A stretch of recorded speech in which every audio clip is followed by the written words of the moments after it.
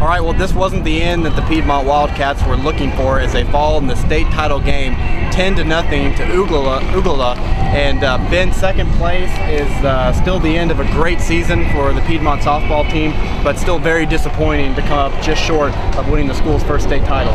Yeah, it was a rough second day of the title game. Obviously, they had to come back, and that was kind of a unique situation. But yeah, like you said, it certainly wasn't the ending the Wildcats were hoping for. They came out today, the game started in the bottom of the fourth inning where it ended on Saturday, and just really could never get anything going offensively. They ended up losing 10-0 today. I think they had 2 hits. Looking at my stat sheet here, Kylie Palmer had a single in the top of the 5th, excuse me. That was the first time Piedmont came to bat. At that point, thinking maybe they can start scratching a run here, a run there, maybe get back into it. But the next 2 of the 3 batters struck out for Piedmont, and that was really, the only comeback attempt they really had all game. Yeah, you know, coming into this tournament, the first 2 games of the tournament, Piedmont had swung such a hot bat that it was kind of a change when the game started on Saturday for the bats to be cold. And I thought getting a couple days off coming into this game that it might help Piedmont more than Ugala, in the sense that the Wildcats can maybe regroup and say, hey, we've put up a lot of runs in this tournament. Being down 3-0 is nothing, we can do this. But it didn't help with the fact that Ugala was the first team to bat, and they put up 4 runs in the bottom of the 4th inning, 4 runs off of 2 outs. I think that just kind of deflated and killed any momentum that Piedmont maybe was hoping for there to start with. Yeah, you mentioned the runs they scored with 2 outs. Jamie Lowry started pitching again today when the game resumed. She walked the first batter and then got the next 2 out. And Piedmont had a little bit of momentum.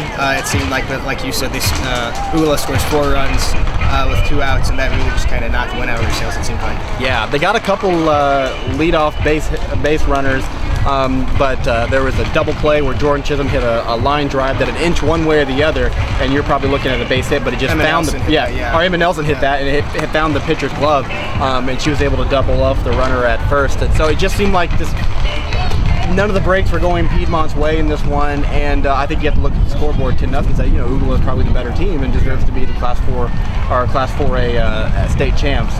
Real quick before we sign off here from the ASA Hall of Fame Stadium, just real quick, a synopsis of this season. Still a very successful season for the Piedmont Wildcats. Yeah, that was something that Rick Scott, the head coach, mentioned. That there's a lot of other teams that are sitting at home today, wishing that they'd even have the opportunity that Piedmont did. So he remained very positive. A lot of the girls were obviously very emotional after the game, and tough way to end a season, especially if you're a senior.